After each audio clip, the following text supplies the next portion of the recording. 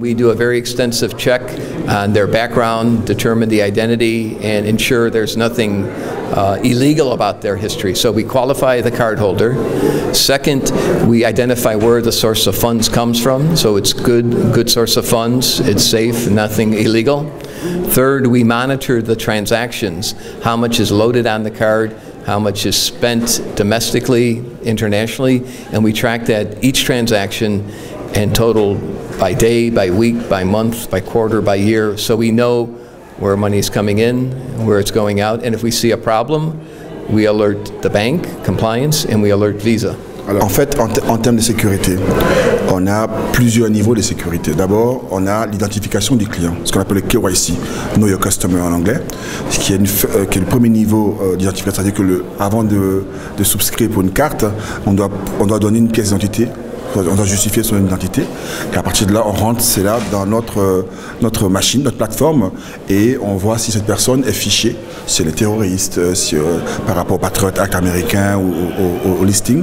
Ça c'est le premier niveau. Deuxième niveau, nous-mêmes en tant que plateforme 24/24 nous sommes certifiés PCI DSS, donc ce qui nous permet de pouvoir que le plus haut niveau de sécurité dans le milieu actuellement de paiement et en état PCI DSS nous avons une veille 24/24 sur toutes les transactions pour s'assurer que est-ce que c'est un pays à risque, qui a mis la transaction. Donc tout cela, dès lors que nous voyons quelque chose qui est anormal, nous le signalons automatiquement à la banque. Donc vraiment, on a vraiment cette veille technologique sécuritaire et aussi le niveau d'information au niveau du porteur des cartes lui-même qu'on appelle le KYC.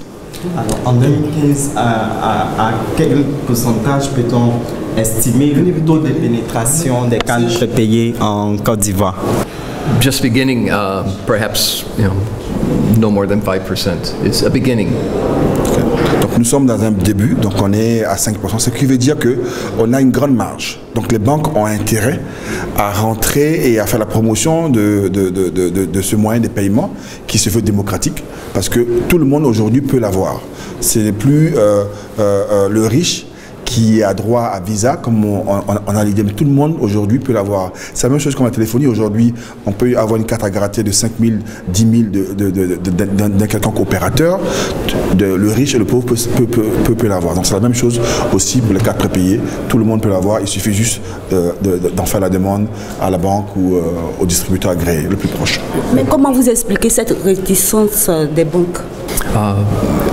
Two factors. One is it's new. There's a new way of distributing. You need to find the customers in a different way.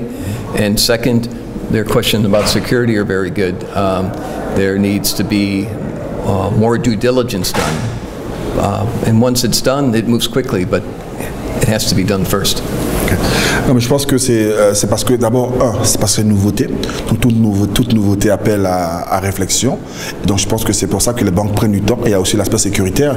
Elles veulent comprendre un peu l'environnement de prépayé parce qu'elles ne savent pas ce que c'est que le prépayé. Même si ça vient de Visa, c'est un nouveau département qui ne maîtrise pas. Donc ce qui fait que tout cela fait que les banques sont un peu réticentes. Mais une fois qu'elles ont compris, évidemment, elles s'engagent dans la dynamique et elles nous accompagnent dans la promotion de cet outil de paiement qui est la carte prépayée. Est-ce que vous pensez que cet outil peut contribuer, n'est-ce pas, à l'amélioration de l'inclusion financière et, n'est-ce pas, de bancarisation? Yes. It's already begun. Africa and the Middle East for Visa is second to US in prepaid. So it's growing already, and there are efforts with payroll, government disbursements that'll bring people in. So yes, it's begun. Absolument, c'est un formidable accélérateur d'inclusion financière qu'est la carte prépayée parce que d'abord elle se veut démocratique et tout le monde peut l'avoir. Donc ce qui fait que l'Afrique est vraiment sur les cibles de Visa, de prévision de croissance de Visa en termes de prépayés. Aujourd'hui, l'Afrique est numéro 2, juste après les États-Unis. Donc elle en passe même de dépasser les États-Unis bientôt, si tout le monde s'y met. Et sachant le succès des téléphonies en termes de prépayés, sur le modèle économique du prépayé, si tout le monde commence à jouer sa partition, je pense que l'Afrique sera numéro 1 mondial en termes d'inclusion financière via le prépayé. Combien de personnes utilisent en Afrique?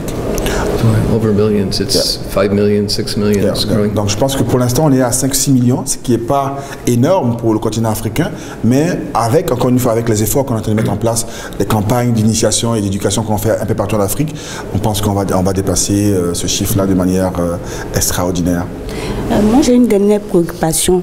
Est-ce que vous avez de l'espoir quand on sait que le taux de bancarisation en Côte d'Ivoire est de 20%? Oh, absolutely, On a yes. vraiment de l'espoir, hein. ça va vraiment grandir. On est à 20%, pourquoi pas 40, peut-être pas 50, donc on y travaille. Donc aujourd'hui, on a des marchés comme l'Afrique du Sud, comme l'Égypte ou le Nigeria qui ont déjà atteint ce genre de pourcentage. Donc vraiment, nous sommes dans la bonne dynamique pour vraiment faire évoluer via ces ateliers pour que les banques comprennent l'importance de ce moyen de paiement.